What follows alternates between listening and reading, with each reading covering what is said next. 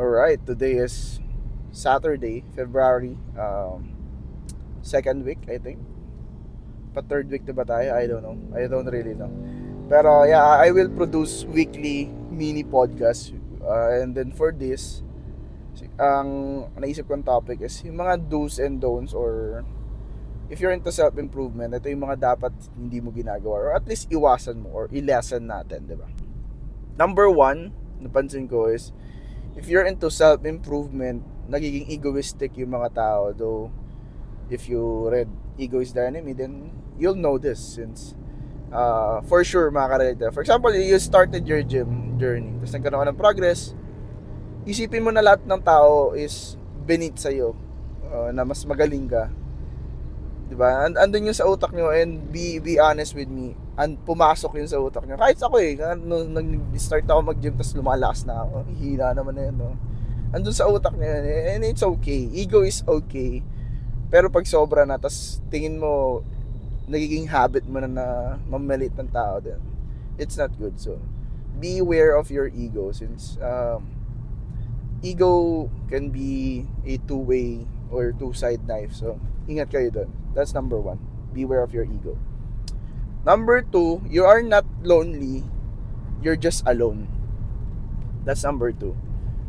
Ito, napansin ko lang, syempre, if you're into self-improvement, mapapansin mo ang lonely. Pero kung iisipin mo, mag-isa ka lang talaga. Bakit ka mag-isa?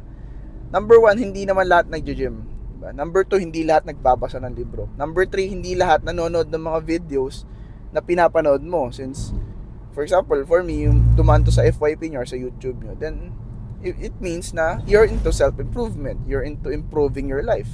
Then, pag ikukwento mo to sa ibang tao, hindi sila makaka-relate. Kasi again, nasa ibang wavelength na kayo. Isang ibang vibration na kayo.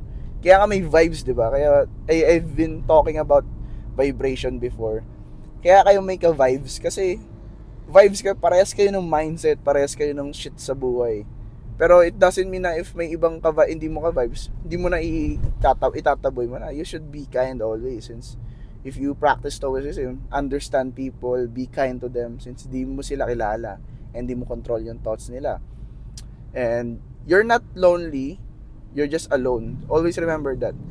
Nung nag-start ako mag-college ulit, syempre after 2 years, ang kasama ko lagi mga entrepreneurs, kasama ko lagi mga nagji-gym. Nasanay ako na most likely successful and may ginagawa sila sa buhay. Then nung nag-college ako, parang nag-isip ako, sino kaya nagji-gym dito? Halos 2 or 3 lang ang nakilala ko. Or 3 lang. Since, again, mga bata pa sila, hindi pa naman sila. Pero, nung that time, nagulat ako, sabi ko, kaya konti nang nagji-gym sa school, kala ko madami. Then sabi ng friend ko, hindi naman kasi lahat ng nakasanayan mong makasama nung wala kang classes, nagji-gym. So, na-expect mo na nagji-gym rin probably yung mga which is tama rin naman, which is wrong for me. So, oftentimes, minsan may feel mo mag-isa ka, kasi ganoon talaga, hindi sila makakasabay sa'yo, and you just need to accept it. It doesn't mean na kailangan mo maging egoistic or villain arc sa mga tao, kasi ganoon lang, just do yourself, just do you, and yeah, that's it. That's number 2. You're not lonely, you're just alone. Mag-isa ka lang, pero hindi ka nag-iisa. Okay? Third thing na sasabihin ko, or you should do, or lesson is, be kind to yourself. This one is from Discipline is Destiny by Ryan Holiday. Sabi niya doon, be kind to yourself. Kasi even yung mga idol nyo, even the greatest heroes, sports athlete, nagpahinga rin yan. Diba? Nag-fail rin yan. May setbacks din sila. Kasi human lang tao lang tayo. Even David Goggins, I will bet my life na meron niya isang araw sa buhay niya na nagpahinga rin yan or tinamad siya. Diba? Kasi ganun eh. Hindi mo may iwasan yun. It's a way of life na tamarin ka since kailangan mong pahinga talaga.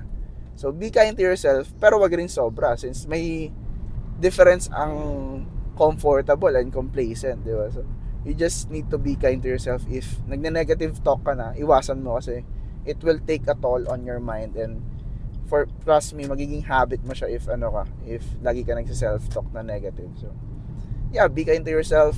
If tingin mo nawala ka sa momentum, for me guys, to be honest, nawawala ka sa momentum. Ang hindi lang nawawala sa akin is pagbubuhat, which is okay. 'Di ba? Kasi kumbaga talo na nga ako minsan sa diet. Nung birthday ko, 1 week kaming kumakain, guys. And ganun pero kahit kumakain kami na kumakain, nagji-gym pa din ako kasi wala kailangan mo i-balance yung mga ginagawa mo. I will say na hindi ako sobrang disciplined, but I can say I'm consistent and disciplined ako sa pag-gym. So, I guess be kind to yourself and just do your thing ulit if nag-setbacks ka or meron ka mga fallbacks kasi ganun talaga, 'di ba? Again, self-improvement is a marathon. Hindi naman pabilisan to. If nauna ka sa akin, Boss Ramen, mas nauna pa yung progress ko sa'yo, then good for you. Diba? At our own pace, kanya-kanyang journey, and yeah, I just want you to know that, na walang may paki sa buhay mo kung anong ginagawa mo. Ang may paki dapat sa sarili mo is yung sarili mo lang, since yun lang yung kalaban mo technically. Okay? Be kind to yourself. That's number 3, if I'm not mistaken. Next naman, yung sabihin ko is, if you're into self-improvement, tapos hindi ka nagdabasa in journal, you're missing a lot. Since if you cannot ponder or clear your mind, punong-puno na siya, tapos hindi ka nag-journal, sasabog yan or malolos ka, magiging sirang clock or something. And if wala kang perspective, tapos hindi ka nagbabasa, mawala talagang perspective or ng other views. Since we read books kasi we want to know kung anong views or perspective ng mga authors, 'di ba? That's why we read biography ng mga tao. That's why we read journal ni Marcus Aurelius. Kasi we want to know kung ano bang nasa utak niya, na as a king, as a Roman emperor, pinaka-powerful sa buong Rome, paano gumagana yung utak niya, 'di ba? Or if you're into business, if you're reading Made in America by Sam Walton ba yan, yung may-ari ng Walmart, then may kita mo paano niya pinalaki yung Walmart, di ba? So that's why you should read and write. Yung writing medyo corny sa simula Ang ego mo na lang yung nagsasabi sa'yo na yung journal, pambading yan, parang pambabae yan hindi naman siya manly. Guys, journaling will help you a lot, since again, think of your brain as a cup of water, 'di ba? Pag puno ka ng thoughts, matatapon lang rin yan But if you drink it or let the water somewhere, tapon mo sa notebook, 'di ba? Yung thoughts mo, sulat mo sa notebooks, mababawasan siya. That's why if nag-overthink ka, do this. Sulat mo, number 1, bakit ka nag-overthink? Anong cause? Kasi meron niyang root Meron yan. If you identify kung anong root ng pinag-iisipan mo, promise, magiging mas okay yung pakiramdam mo. Kasi alam mo na, you're aware na, kaya pala ako nag-overthink kasi may paparating ako na exam, or yung grades ko hindi pa lumalabas, or yung girlfriend ko hindi nagre-reply. Number 2, you ask yourself, do you have control about it? Ano bang possible na nangyari? Diba? Example, sa grades sa exam, do you have control about it? Of course. Number 1, if tingin mong nag-aral ka talaga, then expect high grades. If tingin mong hindi ka nag-aral, then expect low grades. That's it. No need to overthink it. If yung girlfriend mo naman di nag-chat sa'yo, then number 1, tulog ba? If yes, malay mo. If too low, but just think about it. Control mo, hindi. Di mo na control yun Bahala na siya if mag-chat sa sa'yo, di ba? So, yeah, read, write, execute. That's it. Number 4.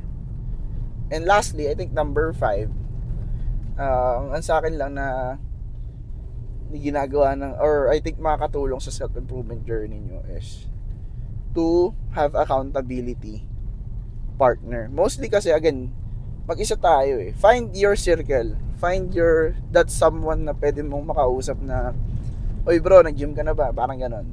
Oy, tara, gym tayo. Pero if Boss Ramen, wala akong ganon, then again, be a role model muna. Ikaw muna yung maging model sa mga circle mo. If di sila nag-gym, di ikaw mag-gym muna. Hayaan mo, pag nagustuhan nila, then be their accountability partner. And ganoon rin sila sa'yo. So, nag-guess nyo. Or hire a coach. Mag-coach ka. Pa-coach. For me, I have a powerlifting coach. Is my second week. So far, lumakas naman ako sa squats, di ba? And siya yung nagiging accountability partner ko regarding my strength and yung mga routine or program ko. So, sa diet wala akong ano kasi ang sabi niya lang sa akin mag-recomp. So, 2 months na ako sa nasa 90 kilo, which is good. Lumalaki naman ako, feel ko.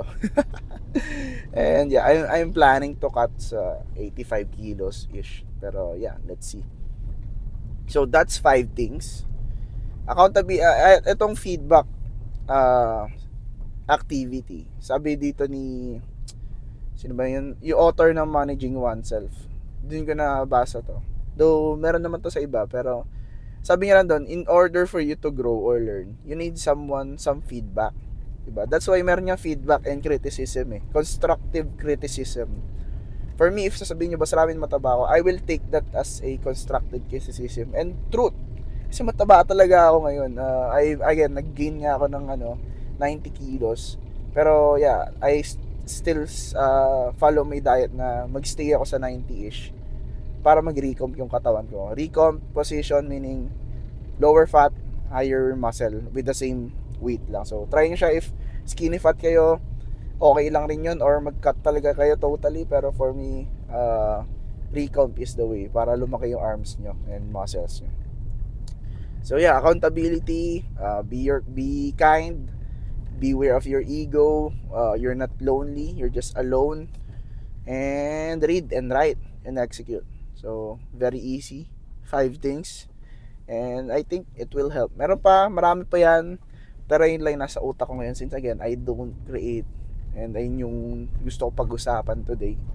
And I hope you learned something in this car serya natin and mini podcast for today. Ang title na ito is Things You Should Do or Not Do in This Self-Improvement if you're into self-improvement. So, yeah, kayo guys, anong thing yung pwede kong idagdag na naging journey or part ng journey nyo?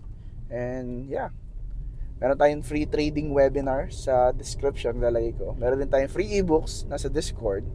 Lagay ko rin sa description yung para makuha nyo yung link. Anyways, see you guys next week. Love you all. Peace. Bye-bye. Midterms namin actually. I-review pa ako.